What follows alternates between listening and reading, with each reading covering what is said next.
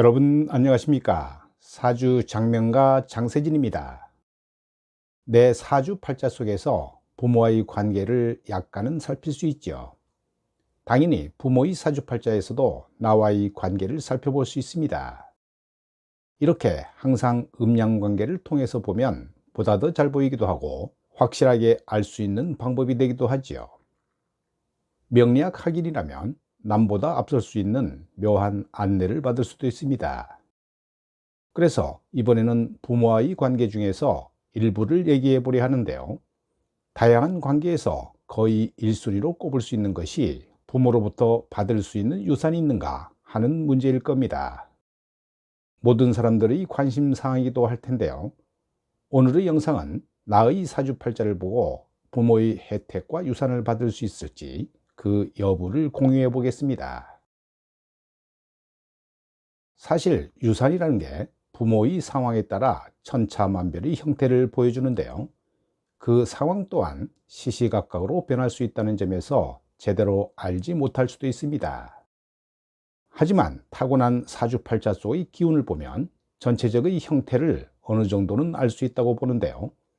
젊은 사람들은 무엇을 하든 간에 생활의 안정을 취하기가 점점 어려워지고 있는 상황인데요.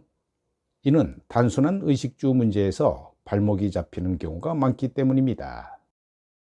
특히 몇 년 전부터 젊은이들에게 주택의 문제는 자신의 능력만으로 해결할 수 없는 인생의 가장 큰 장애물로 등장했습니다.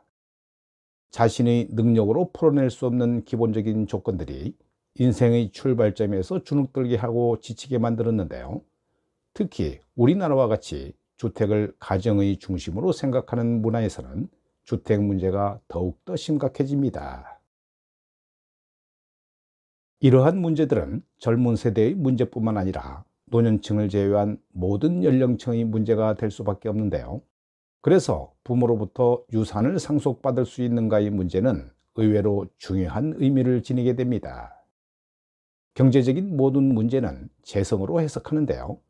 재성은 결과적으로는 재물이고 현금으로 구입할 수 있는 다양한 명품들과 귀중품을 의미합니다. 이러한 재성이 경제적인 조건과 환경을 판단할 수 있는 단초를 알려주는 육친이 되지요. 재성 중에서 정제는 안정된 경제적인 환경을 의미하면서 가장 중요하게 해석하는데요. 정제는 꾸준한 활동성을 지니고 오랫동안 인간의 삶에 작용하기 때문입니다. 정제는 관성과 더불어 직장에서 급여를 받고 생활의 안정을 취할 수 있는 환경을 가졌다고 보는데요. 그래서 정제는 자신이 벌어들이는 급여와 봉급이라고 봅니다. 사주팔자의 정제가 든든한 사람은 바르고 고든 품성을 지녔다고 보지요. 절대로 곁눈질을 하지 않는 정직한 본성이라고 해석하는데요.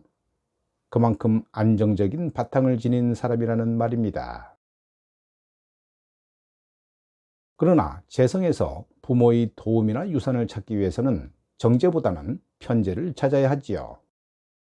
편제는 다른 육친에서 편관이나 편인 등과 같이 그리 좋은 인상을 주지 못하는 육친으로 취급하는데요. 편제는 자리 잡은 위치에 따라 조상이나 부모로부터 유산을 물려받아 경제적인 혜택을 볼 수 있다고 봅니다.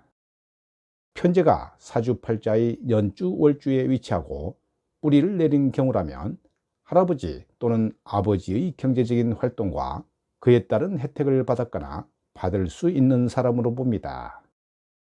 특히 연주에 편제가 자리한 경우에는 할아버지 세대에서 큰 사업이나 경제 활동을 하셨고 그로 인해 경제적인 혜택을 보았던 사람으로 보고요. 월주에 편제가 자리한 경우라면 아버지의 경제 활동이 나의 성장에 큰 영향을 미쳤고 훗날 유산 상속에까지 영향을 미친다는 것입니다. 유산 상속을 편제운에서 얻는다고 보는 이유는 부모로부터 주어지는 도움의 영향을 받기 때문인데요. 그런데 편제의 속성이 투기나 사행성을 갖기 때문에 유산이나 상속으로 받은 재물을 온전하게 지켜내기 어렵다고 봅니다. 편제란 운과 같이 왔다가 운과 함께 재물도 같이 사라지기 때문에 그렇게 보는데요. 유산이나 상속으로 받은 돈과 재산이 어느 순간 물거품처럼 황당하게 사라지는 일이 많은 것도 바로 편재의 속성 때문입니다. 안정을 얻기 위해서는 부모로부터 받은 유산을 잘 보존할 필요가 있는데요. 그렇지 않으면 편재 운과 동시에 모든 것이 물거품처럼 사라지게 됩니다.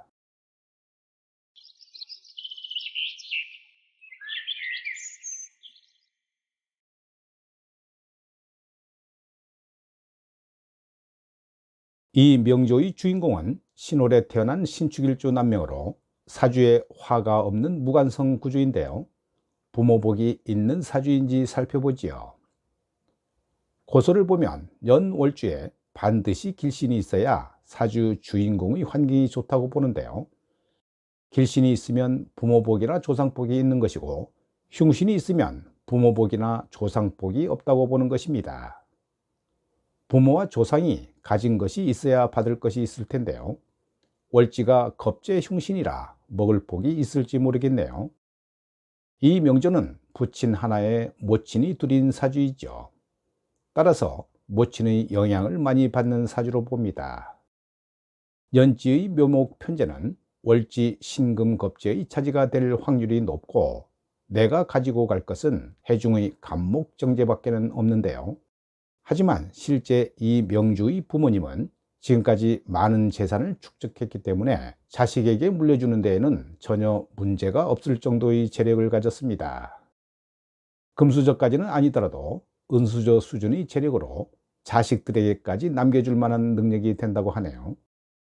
물려받은 유산을 지킬 수 있을지 없을지는 따로 봐야 하겠지만, 이런 사주의 경우는 보통 재산을 물려받을 때 대부분 문서로 물려받는 경우가 많은데요. 이는 일지가 편인이고 투간한 기토 편인 문서들이 활발한 활동을 하고 있기 때문입니다. 연지의 편재는 형제들과 나눠 먹을 현금 재산으로 봐도 무방한데요. 그러니 나에게는 많은 양이 오지 않을 수도 있습니다. 또한 연주 월주에 길신이 있으면 유산을 받는 것이고, 흉신이 있으면 유산을 받더라도 빚과 함께 받는 유산이라고 보기도 하는데요.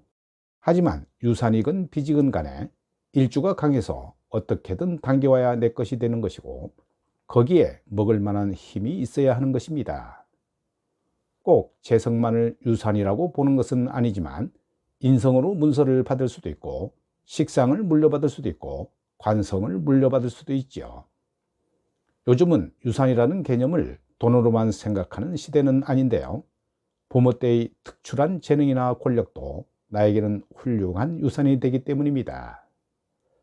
오늘 영상은 여기까지입니다. 여러분 대단히 감사합니다.